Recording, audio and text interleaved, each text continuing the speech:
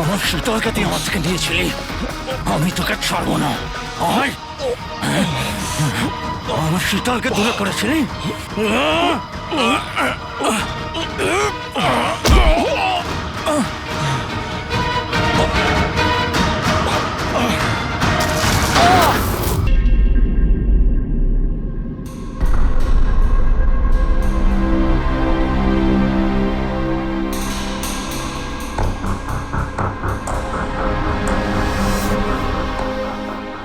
কি ব্যাপার অভিজিৎ, খুব অস্থির দেখাচ্ছে, কি হয়েছে? আরে ভাই, ওই একটা ভিডিও কল আসবে, তার জন্যই ওয়েট করছি। Video call? এর আগে তোমাকে কখনো ভিডিও কলে কথা বলতে দেখিনি। কোনো বিশেষ ব্যাপার কি? আরে ভাই, তুমিও না প্রত্যেকবারই। আরে তেমন কিছু নয়। আরে আমাদের কেতনবাবু ছিলেন না, ওই ক্রাইম ব্রাঞ্চের। হ্যাঁ হ্যাঁ, কেতনবাবু, মনে পড়েছে। আরে উনি বললেন যে 12:30টার সময় আমার সঙ্গে ভিডিও চ্যাট করতে চান, আমায় সারপ্রাইজ দেবেন, সেই জন্যই ওয়েট করছি। ও স্যার কেমন আছেন? কেতন স্যার, আরে আপনাকে তো একদম ফিট মনে হচ্ছে। আরে কেন পেছনে লাগছো বাবা? জানো, রিটায়ারমেন্টের পরে বডিটা একটু বেড়ে গেছে। একটু এক্সারসাইজ করতে হবে। আরে না না স্যার, সত্যি বলছি, আপনাকে খুব স্মার্ট লাগছে। হ্যাঁ, আচ্ছা এটা বলো, তুমি তোমার বিয়ের কার্ড কবে পাঠাচ্ছ? আরে স্যার, আপনিও না। দেখুন স্যার, আপনি সিনিয়র, আপনি আগে করবেন, তারপরে আমি করব। আমি লাইন ভেঙে আগে কি করে যাব স্যার? হ্যাঁ, আরে ভাই, নতুন বাড়ি কিনেছি, ব্যাস ওরে বাড়ির মাল কিনে চলে আসবে। না হলে এই বয়সে আর কে মেয়ে দেবে বলো? আরে স্যার, আশা নিয়েই আমরা সবাই বেঁচে আছি। কোথায় বাড়ি কিনেছেন আপনি? ফার্ম হাউস নিয়েছি ওয়াসিতে। হ্যাঁ, চলে এসো রোববার, একসাথে লাঞ্চ করব। অবশ্যই স্যার, অবশ্যই যাব। এখন তোমাকে আমি এই ঘরটা দেখাচ্ছি, দেখো ঘরটা কেমন দেখতে। এই যে দেখো,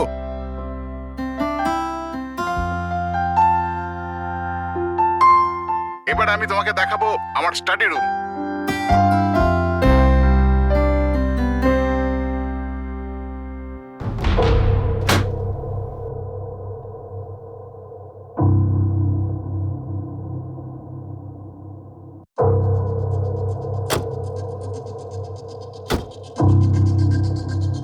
অভিজিৎ, এবার দেখো, দেখাচ্ছি তোমাকে দারুণ জিনিস, ফার্স্ট ক্লাস।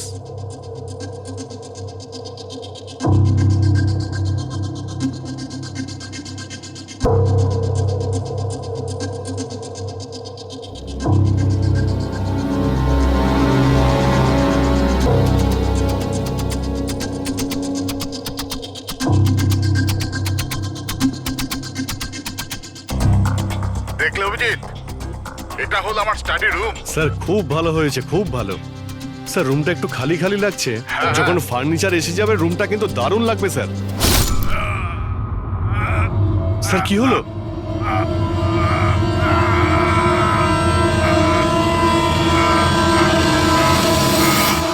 ও নো স্যার! কি আরে হয়েছে? ভাই, স্যারকে কেউ ছুরি মেরে দিয়েছে। ছুরি মেরে দিয়েছে? কোথায়?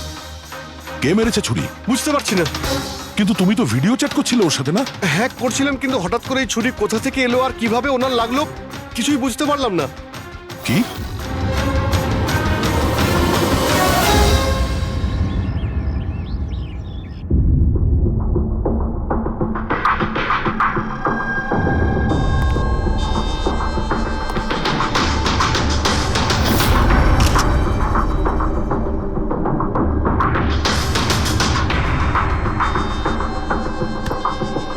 তুমি ঠিক আছো?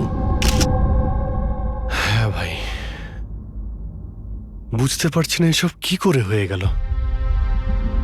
স্যার স্যার কেতন স্যার তো 100 জনেরও বেশি আসামিকে জেলে পৌঁছেছেন। হতে পারে ওদের মধ্যেই কোনো একজন আসামি এই সব করেছে। হ্যাঁ, কিন্তু কিভাবে, কখন? কেতন স্যার আমার সঙ্গে কথা বলছিলেন, এইখানে বসেছিলেন, ওনার পিছনে কেউ ছিল না। তাহলে হঠাৎই ছুরিটা কে মারলো আর কিভাবে মারলো? তুমি একদম শিওর যে ঘরের মধ্যে আগে থেকে কেউ ঢুকে বসেছিল না? আরে না ভাই, কেতন স্যার ভিডিও চ্যাটে উনি পুরো রুমটা দেখাচ্ছিলেন, আমরা কথা বলছিলাম, আর রুমটা দেখো, এখানে কোনো জায়গাই নেই, সব কিছু তো খোলা, কেউ কোথায় কিভাবে লুকোতে পারে? তুমি বলেছো যে তোমার সামনেই কেতনবাবু দরজা খুলে ভেতরে এসেছেন। হ্যাঁ, উনি এই দরজাটা খুললেন, ভিতরে ঢুকলেন, আর উনি দরজাটা বন্ধও করেছিলেন। তাহলে তো পরিষ্কার ব্যাপার, খুনি এই ঘরের মধ্যে আগে থেকেই ছিল, পরে আসেনি। আর সেটাই তো ভাই আমি দেখতে পেলাম না কেন? আরে আমার কথা ছাড়ো, ইনি কেন দেখতে পেলেন না? স্যার, এই রুমটাতে আসার আর কোনো রাস্তা নেই, এই দরজাটা ছাড়া। জানলা টানলা কিছুই নেই। পুরবি, এই রুমটা আবার ভালো করে চেক করো, কোনো না কোনো গুপ্তগত হতেই হবে এই রুমের। স্যার, স্যার আমি 3 বার চেক করেছি, প্রত্যেকটা জায়গা, প্রত্যেকটা কোণা, সবকিছুই। সত্যি এই রুমে আসার আর কোনো রাস্তা নেই। কোনো না কোনো গুপ্ত রাস্তা তো হবেই এই রুমের। কিছু গন্ডগোল আছে এখানে, না হলে এটা সম্ভব নয় যে অভিজিৎ ওই খুনিকে দেখতে পায়নি। এই কেতনবাবু এখানে একাই থাকতেন না? হ্যাঁ, একাই থাকতেন। এখানে কেয়ারটেকার থাকতো। তাহলে এটা জানতে হবে যে কে কে ওনার সঙ্গে দেখা করতে আসতো, আর কে কে জানতো কেতনবাবুর এই নতুন বাড়ির ব্যাপারে। ইয়া, পঙ্কজ স্যার। এই কেয়ারটেকারকে ডেকেছো তুমি? হ্যাঁ স্যার, কথা হয়েছে, আসছে। ফ্রেডি, প্রত্যেকটা ফিঙ্গারপ্রিন্ট নেবে, একটাও যেন বাদ না যায়। হ্যাঁ স্যার, প্রতিটা কোণের ফিঙ্গারপ্রিন্টস তুলে আনবো স্যার। স্যার, আমি তো দুদিনের ছুটিতে গেছিলাম। আমি কি করে জানবো যে এরকম এত বড় একটা ঘটনা ঘটে যাবে? তুমি ছাড়া এখানে আর কে কে আসতো? কেতন স্যার আর কার্পেন্টার। কতজন কার্পেন্টার ছিল? 3টে। আর কতদিন ধরে কাজ করছিল? প্রায় 1 মাস ধরে। 1 মাস ধরে? তার মানে ঘরের কোনা কোনা ওরা জানতো। এই কার্পেন্টার কেতনবাবু কোথা থেকে এনেছিলেন? ওনার পরিচিত ছিল নাকি কেউ পাঠিয়েছিল? না স্যার, ওরা কেতন স্যারের জানাশোনা লোক ছিল, কারণ ওরা কেতন স্যারের আগের বাড়িতেও কার্পেন্টারের কাজ করেছে। তুমি শিওর যে আর কেউ আসেনি? না স্যার। হ্যাঁ, মনে পড়েছে স্যার, 2জন অচেনা লোক এসেছিল। একজন কোনো এক ইন্টারনেট কোম্পানি থেকে এসেছিল, আর দ্বিতীয়জন ওয়াটার পাইপলাইন চেক করতে এসেছিল। ওরা পুরো বাড়ি ঘুরে দেখেছিল। স্যার এর জন্য আমাকে বকেছিলেন। কেন বকেছিলেন? কেননা আমি ওদের ভেতরে আসতে দিয়েছিলাম। স্যারের ওই 2জনের প্রথম থেকে আসার কোনো খবর ছিল না। আর স্যার ইন্টারনেট কানেকশনের জন্য কাউকে কিছুই বলেনি। আর এটা কবেকার ঘটনা? এটাই 2-3 সপ্তাহ আগের কথা। ও, মনে হচ্ছে এই দুজনেই কোনো গন্ডগোল করেছে। আচ্ছা, 5 বছর আগে তোমরা যখন এই কেসটা সলভ করেছিলে, তখন কেতনবাবু ছাড়া এই টিমে আর কে কে ছিল? আমি, পুরবী, কেতন স্যার আর মহেন।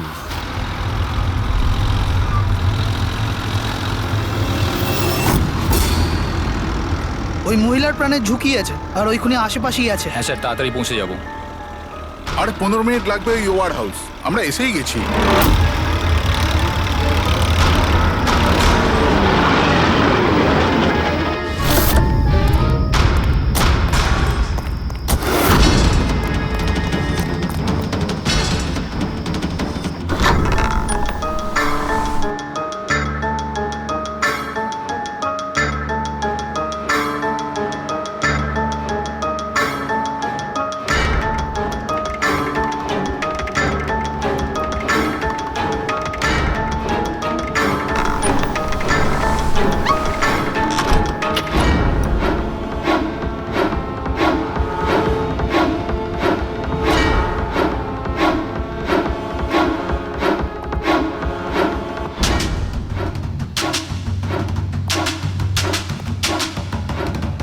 স্যার, এখানে তো কোনো মহিলাকে দেখতে পাচ্ছি না, আর ওই অপরাধীও নেই।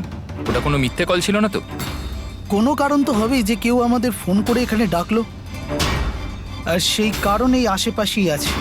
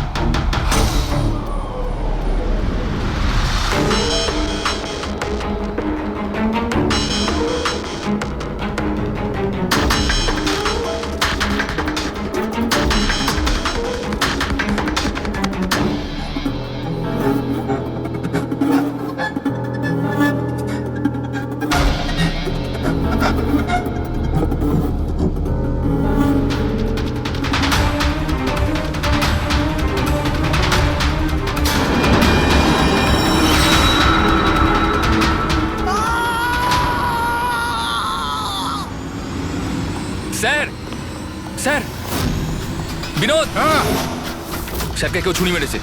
Sir sir oh no oh no, he is dead.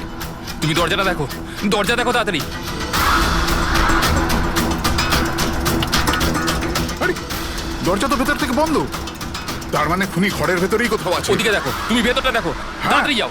দেখছি।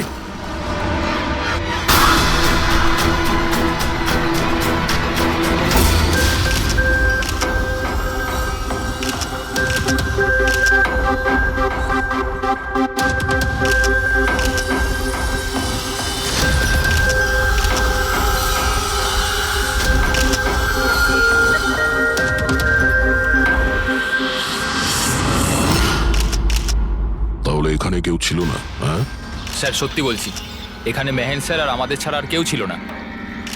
বুঝতেই পারছি না যে খুনটা করলো কি। আচ্ছা আপনারা এখানে এসেছিলেন কেন? স্যার একজন মহিলা ফোন করেছিলেন যে ওনার প্রাণ বিপদে আছে, ওনাকে বাঁচাতেই আমরা এখানে এসেছিলাম। কিন্তু এখানে তো কোনো মহিলা ছিলই না, আর ফোনটাও একটা প্রাইভেট নম্বর থেকে করা হয়েছিল। আচ্ছা, এগুলো একটা ষড়যন্ত্র, প্ল্যান করে করা ষড়যন্ত্র। স্যার এই যে এখানকার ওয়াচম্যান স্যার। তুমি গোডাউন কটায় বন্ধ করেছিলে? স্যার রাত 10টার সময়। সেই সময় এখানে কেউ ছিল? না স্যার, ভালো করে চেক করেছিলাম, কেউ ছিল না। আপনারা এই রুমের দরজাটা খোলা রাখেননি তো ভেতরে আসার পরে? না, ভেতরে ঢুকতেই আমরা সবার আগে দরজাটা ভেতর থেকে বন্ধ করে দিয়েছিলাম। স্যার খুন হওয়ার পরেও আমরা দরজা চেক করেছিলাম, ভেতর থেকে বন্ধই ছিল। খুনি আগে থেকেই ভিতরে ছিল, কেতন স্যারের বাড়ির মতো। একটাই দরজা যেটা বন্ধ ছিল, আর কোনো জানালা নেই। তাহলে খুনি গেল কোথায়? স্যার আবারও একজন এমন অফিসারের খুন হয়েছে যাকে আমরা চিনি। আমার মনে হচ্ছে খুনিকে আমি চিনি। অভিজিৎ, তুমি কি করে খুনিকে চিনবে? তুমি তো দেখোইনি খুনিকে। পার বুঝে গেছি স্যার, আপনি কার দিকে ইঙ্গিত করছেন।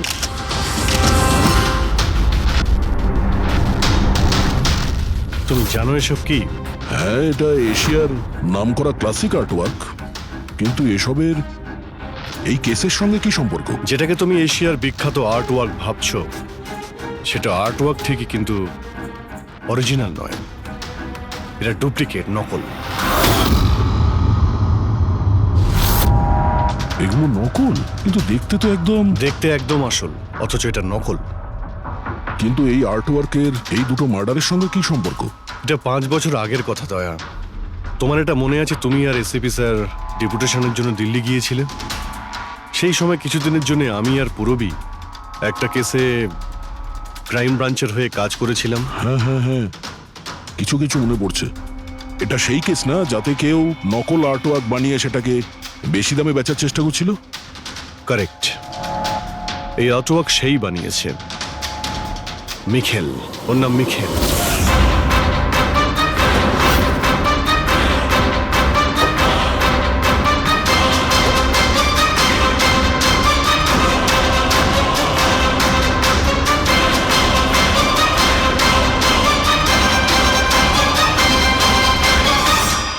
এমনটা নয় যে ওর প্রতিভা বাকি শিল্পীদের থেকে অনেক কম ছিল, তবে সত্যি কথা বলতে ও ওদের থেকে অনেক বেশি ট্যালেন্টেড ছিল।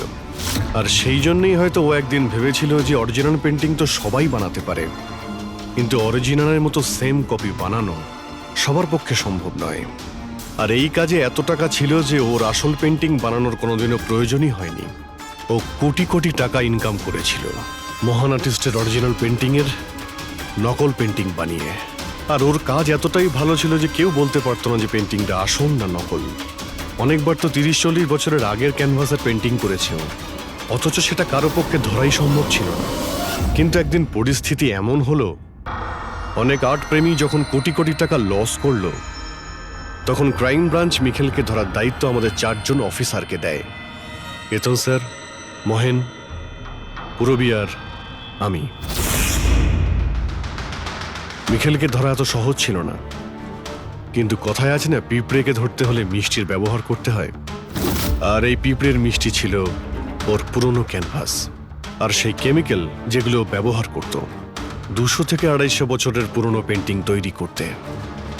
আমরা সমস্ত আর্ট গ্যালারি আর দোকানে নজর রাখতে শুরু করে দিই যেখানে এইসব জিনিস পাওয়া যেত। যারা এই সমস্ত জিনিস কিনতে আসতো তাদের পুরো ঠিকুজি কুষ্টি বার করতাম আমরা।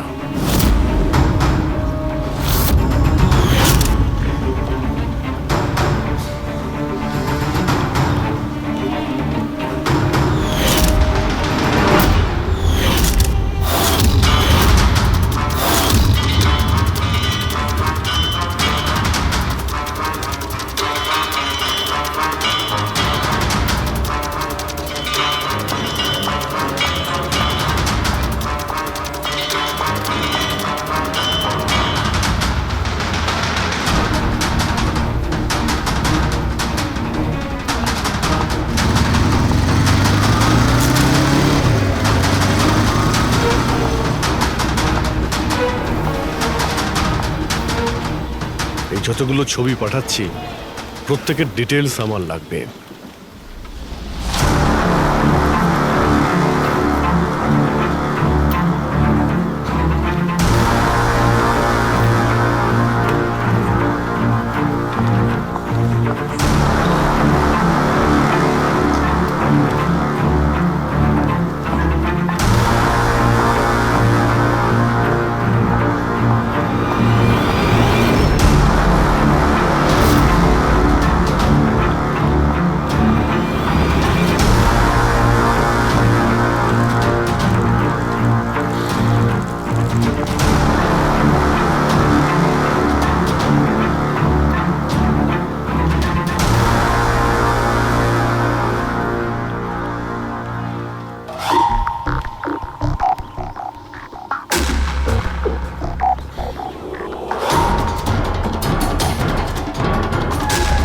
আর তারপরে 1 সপ্তাহ পরে আমরা এমন একটা মেয়েকে দেখলাম যে জিনিসপত্র তো কিন্তু তার কোনো আর্ট ব্যাকগ্রাউন্ড ছিলই না। নিশ্চয়ই কোনো গন্ডগোল আছে স্যার। এই মেয়েটা ব্যাংকে কাজ করে, এর এই জিনিসগুলো কেন প্রয়োজন পড়ে, তাও আবার প্রত্যেক দ্বিতীয় দিন? হ্যাঁ স্যার, এই মেয়েটার প্রবলেম তো আছে মনে হচ্ছে।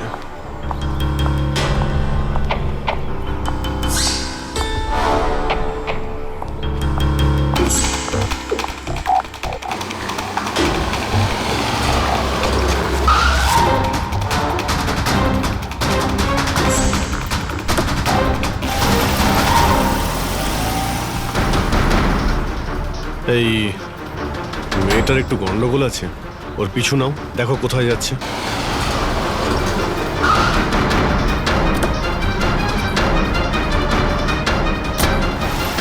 স্যার আমি ওকে 3 দিন ধরে ফলো করেছি, কিন্তু কিছু জানতে পারিনি। কারণ ও এই সমস্ত জিনিস নিয়ে ওর বাড়ি চলে যেত, কিন্তু 4র্থ দিন ও অন্য কোথাও গেল।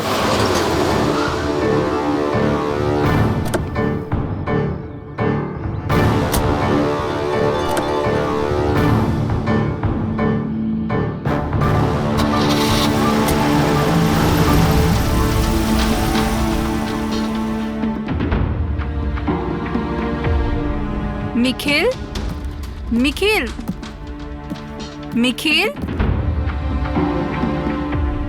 নিখিলও না, এখনো লাঞ্চটাও করেনি।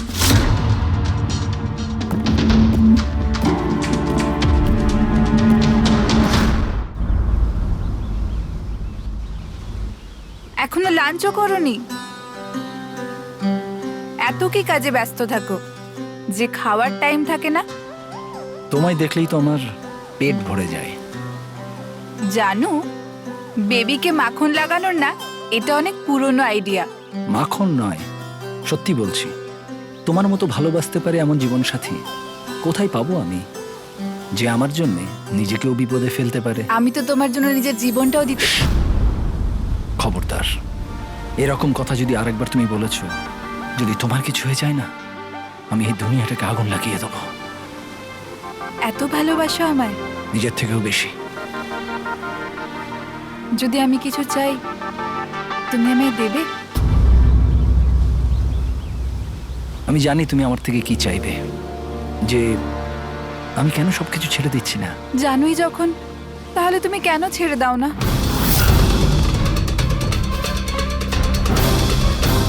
শীতল, মানুষের জীবনে দুটো নেশা হয়। আমার ভালোবাসার নেশা তুমি পূরণ করো, আর আমার দ্বিতীয় নেশা শিল্পীর, যেটা আমার কাজটাকে পূর্ণ করে। এই দুটোর মধ্যে একটাও যদি আমার থেকে দূরে যায় না, তাহলে আমি অসম্পূর্ণ থেকে যাব। আর আমি চাই যে ইতিহাস আমায় সব থেকে ভালো স্বামী আর সব থেকে ভালো আর্ট চোর হিসেবে মনে ব্যাস রাখে। মিখেল, অনেক ইতিহাস লিখেছ, বাকি জীবনটা জেলেই কাটিও।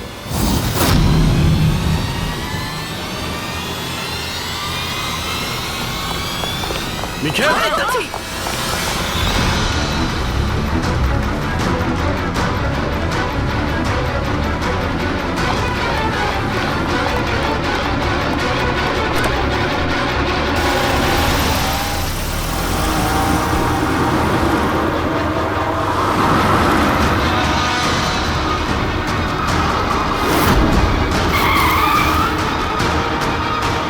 প্লিজ আমার কথা শোনো, জেদ করো না। নিজেকে আইনের হাতে তুলে দাও প্লিজ। না, আমি করব না।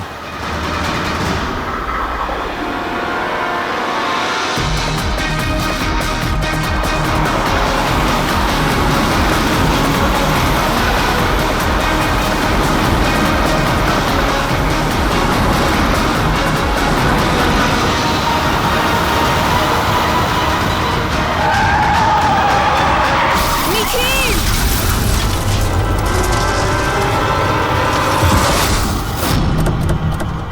শীতল, মিখেল দাঁড়া, দাঁড়া, শীতল, দাঁড়া। শীতল, চোখ খোলো, শীতল।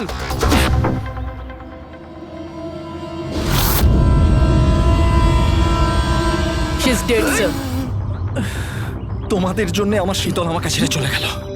ছাড়বো না আমি তোমাদের। তোমার স্ত্রীর মৃত্যুর জন্য আমরা দুঃখিত, কিন্তু তার জন্য দায়ী আমরা নই, তুমি।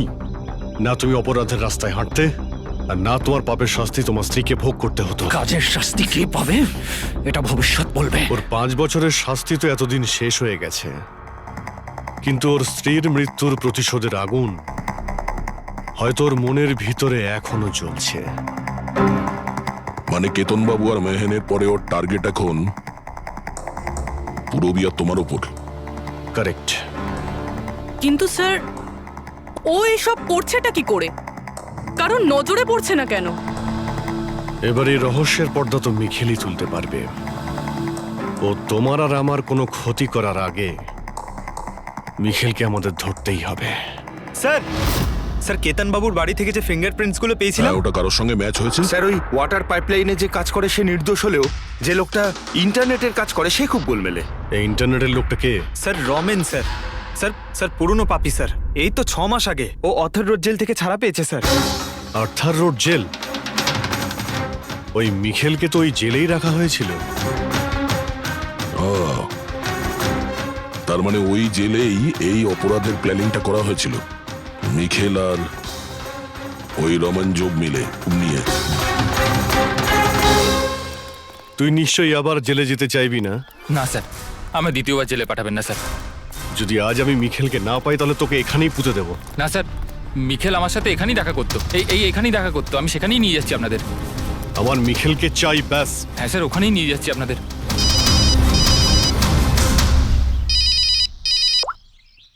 হ্যাঁ শান্তি। কি? বাবা শরীর খারাপ করছে? কিন্তু এরকম হঠাৎ? আমি তো কেসের ইনভেস্টিগেশন করতে এসেছি। কি হয়েছে? স্যার ওই বাবা একটু অসুস্থ হয়ে পড়েছে। ওই শান্তি নার্স, যে আমার বাবার দেখাশুনো করে, সেই ফোন করেছিল। ঠিক আছে, তুমি যাও, আমরা দেখে নিচ্ছি। কিন্তু স্যার। যাও, আর কোনো প্রয়োজন পড়লে ফোন করবে।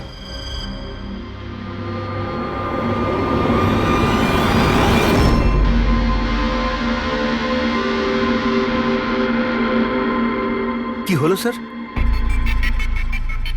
ফ্রেডি, আমি এটা ভাবছি যে আমাদের এই সিআইডির কেরিয়ারে আমরা অনেকেই ক্লোজ রুম মার্ডার সমাধান করেছি, কিন্তু তাদের মধ্যে একটা কেসও এরকম ছিল না। হ্যাঁ স্যার, এর আগেও এরকম ঘর বন্ধ থাকার কেস এসেছিল। কোথাও না কোথাও তো গোপন রাস্তা খুঁজে পাওয়াই যেত খুনির আসার এবং যাওয়ার জন্য। হ্যাঁ, হয়তো রুমের মধ্যে কোনো গুপ্ত পথ থাকে, না হলে রুমের মধ্যে কোনো রাস্তা বানানো হয় খুন করার জন্য। কিন্তু এখানে না তো কোনো গুপ্ত রাস্তা আছে, না রুমের মধ্যে কোনো গন্ডগোল করা হয়েছে, না। আর এই খুনি এমন যাকে দেখাই যাচ্ছে না। স্যার, আমার তো ভেবেই কিরকম মাথাটা ঘোরা শুরু হয়ে গেছে। খুনিকে দেখা যাচ্ছে না কেন? অনেক বছর আগে আমি একটা সিনেমা দেখেছিলাম যেখানে হিরো একটা গ্যাজেট লাগিয়ে অদৃশ্য হয়ে যেত, কিন্তু ওটা তো সিনেমা ছিল না স্যার। হ্যাঁ, ওটা তো সিনেমা ছিল, কিন্তু এটা তো বাস্তব জীবন।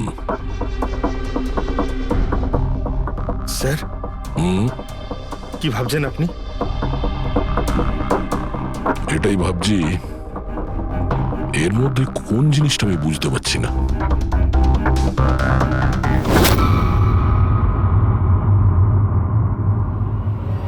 ও মাই গড, তার মানে এই ব্যাপার।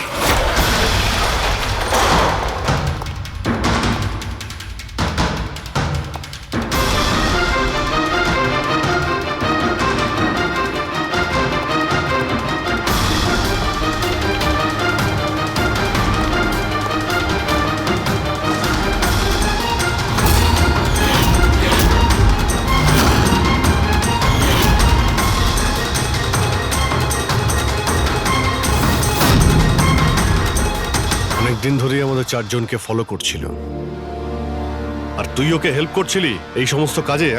হ্যাঁ স্যার।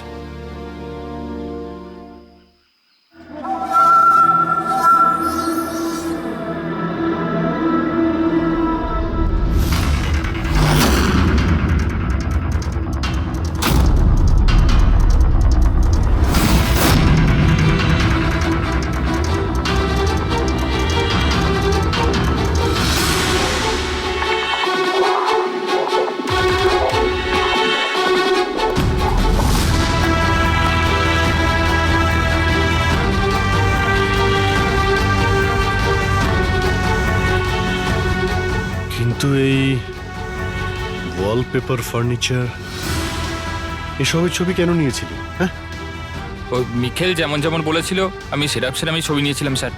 ব্যাস, আমি শুধু জানতাম না এই ছবিগুলো নিয়েও কি করবে স্যার।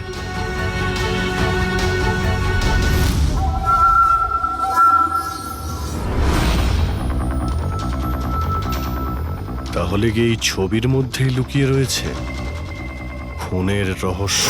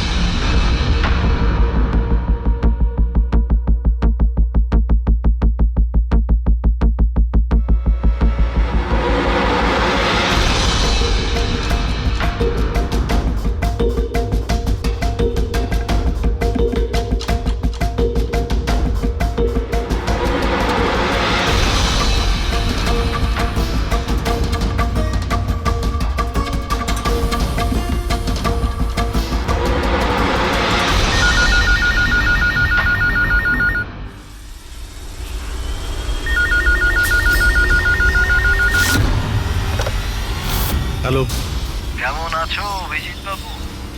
মিখেল। ব্যাপার, এতদিন পরেও তুমি আমার গলার আওয়াজ ভুলোনি। এমনিতে আমি জানতাম যে তুমি আমার বাড়ি পর্যন্ত নিশ্চয়ই পৌঁছবে। ইন্টেলিজেন্ট তুমি, কিন্তু সরি, তোমাকে স্বাগত জানাতে আমি বাড়িতে ছিলাম না। তোকে স্বাগত তো জানাবে সিআইডি, যখন আমরা তোকে আরেকবার ধরে জেলে নিয়ে যাব। জেল তো আমি তখন যাব না যখন তোমাদের নজরে আমি আসব। তার আগে এই ধাঁধাটা তো সমাধান করো যে আমি তোমাদের এমনিতে নজরে কেন আসছি না। কি হলো, কি ভাবনায় পড়ে গেলে? হ্যাঁ, আমি জানি তুমি ইন্টেলিজেন্ট, কিন্তু এতটাও ইন্টেলিজেন্ট নও যে এই কেসটাকে সমাধান করো। কেসটা তো তোমার আর পুরবীর মৃত্যু দিয়েই শেষ হবে। মিখেল, রাগ নয় অভিজিৎ বাবু, রাগ করে কেন নিজের বিপি বাড়াচ্ছ? চলো একটা ছোট্ট তোমায় হিন্ট দিয়ে দিই। আমায় তুমি সেখানেই দেখতে পাবে যেখানে এই গল্পের শুরু হয়েছিল, যেখানে শীতলকে তুমি আমার থেকে ছিনিয়ে নিয়েছিলে। পুরবি মারা যাওয়ার আগে তো নিশ্চয়ই পৌঁছতে পারবে। মিখেল, মিখেল, হ্যালো পঙ্কজ, তুমি এক্ষুনি পুরবীকে ফোন করো, ওকে বলো বাড়িতে থাকতে, বাইরে বের না হতে। ও কি হলো স্যার? আচ্ছা, আমি যেটা ভাবছি সেটা যদি ঠিক হয় তাহলে জানা যাবে যে খুনি এগুলো কিভাবে করলো। কিভাবে? আশ্চর্য তো, বাবা তো পুরোপুরি সুস্থ আছে। তাহলে তাহলে শান্তি ফোন করে আমাকে ডাকলো কেন? আর নিজেও তো বাড়িতে নেই। ফোন করলাম, ফোনটাও ধরছে না।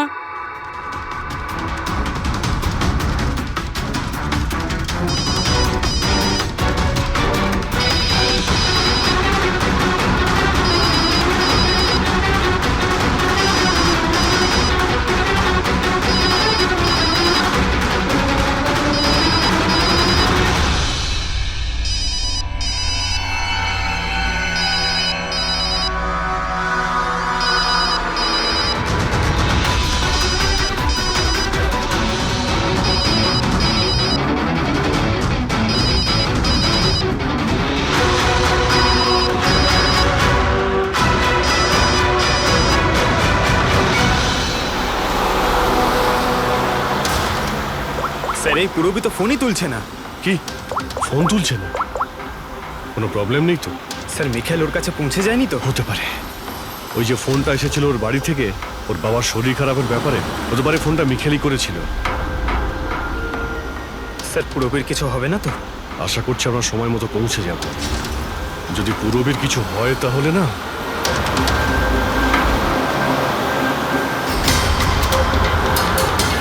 এসে গেছি। এটা সেই জায়গা যেখানে মিখেলের ওয়াইফ মারা গিয়েছিল।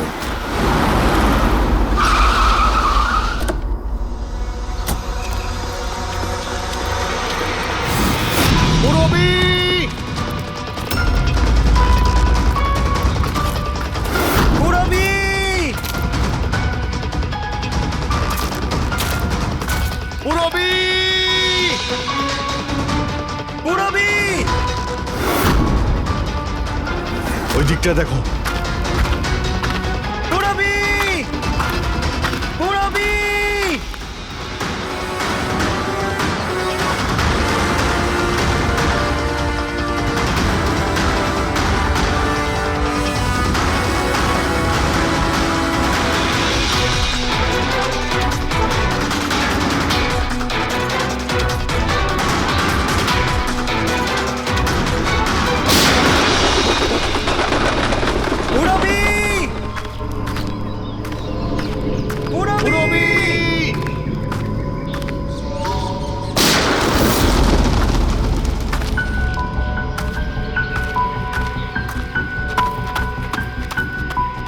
স্যার হ্যাঁ পঙ্কজ, জানি না স্যার কে গুলি চালালো।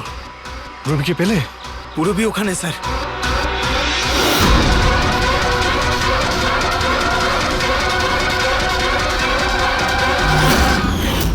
ও নো, পঙ্কজ অ্যালার্ট থাকবে, আমাকে কভার করো, আমি যাচ্ছি পুরবীর কাছে।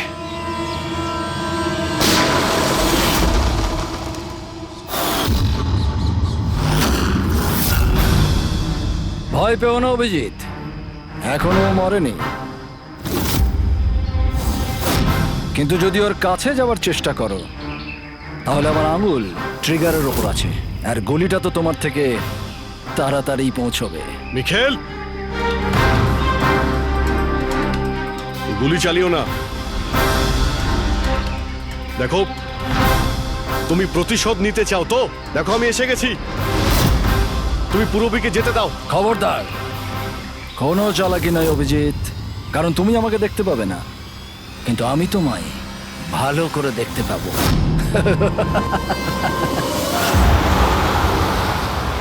অভিজিৎ, আমার কথা মন দিয়ে শোনো, তুমি একদম রিয়াক্ট করবে না। তুমি এই মিখেলকে দেখতে পাবে না। তুমি আর কেতনবাবু, ওকে কেতনবাবু স্টাডি রুমে দেখতে পাওনি। মাহান ওকে আর্ট ওয়্যার হাউসে দেখতে পাইনি। পূরবী নিজে ওকে ওর ঘরে দেখতে পাইনি। কেন? কারণ ওকে দেখা সম্ভব নয়।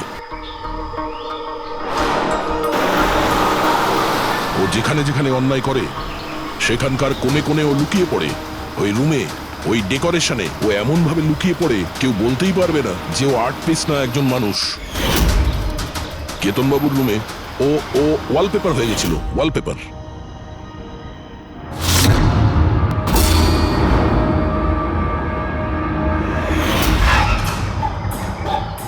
আর মেহানের ওই ওয়্যার হাউসে ও ও পোর্ট্রেট হয়ে গেছিল।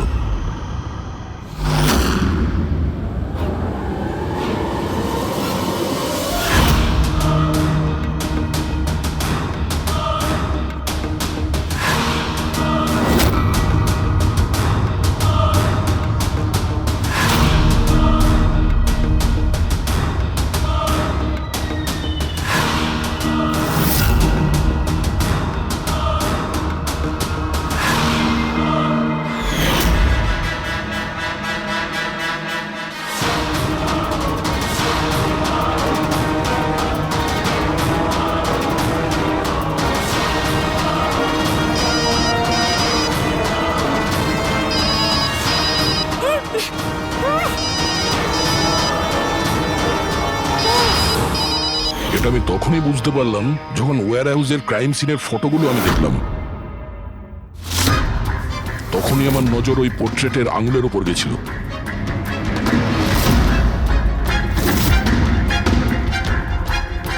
ও পোর্ট্রেট ছিল না, ওই মিখেল ছিল, মিখেল।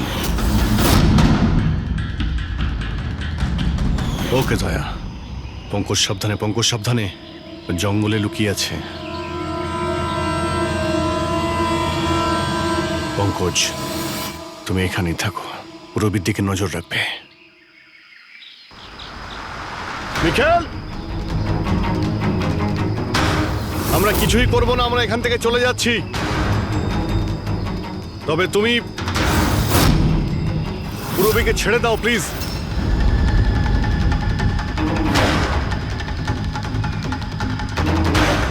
দেখো, এসব করে আর কোনো লাভ নেই। আমি এখানে এসে গেছি, তুমি তুমি বলো কোথায় যেতে হবে, আমি চলে যাচ্ছি। বাস, আগে এগোবে না অভিজিৎ। আমার সাথে গেম খেলা বন্ধ করো। ঠিক আছে, ঠিক আছে, গুলি চালিয়ে কোনো লাভ নেই, আমরা এখান থেকে চলে যাচ্ছি। কিন্তু তুমি তুমি কি চাও মিখেল? যা কিছু হয়েছিল সেটা তো হয়ে গেছে,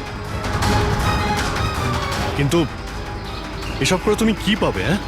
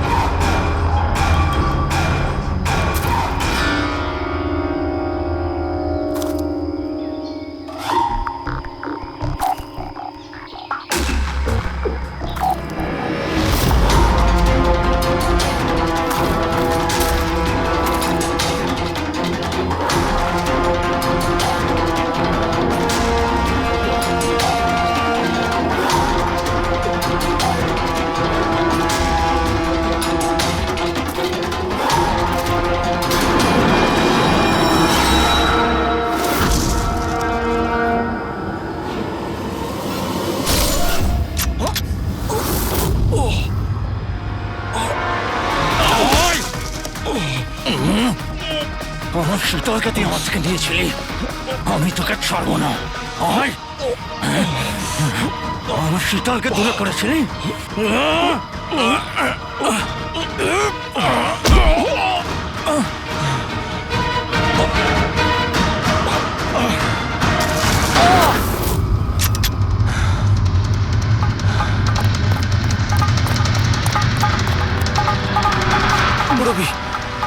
আছে তো? তোর আসল জায়গা জেলে, আর এইবার তুই বাইরে আসবি না, সোজা ফাঁসিতে ঝুলবি। আমার বউয়ের জ্বলন্ত চিতা দেখে আমি শপথ নিয়েছিলাম যে যতক্ষণ না তোমাদের চারজনকে আমি শ্মশানে পাঠাবো, না বেঁচে থাকবো না মরবো। দুজন তো গেল, এখন তোমরা দুজন বেঁচে। তোমাদের আইনকে বলো যেন শক্ত থেকে শক্ত জেল বানাই, কারণ এবার কোনো জেলই তোমাকে আমার থেকে বাঁচাতে পারবে না। ঠিক আছে, চলো নিয়ে যাও একে। চল চল।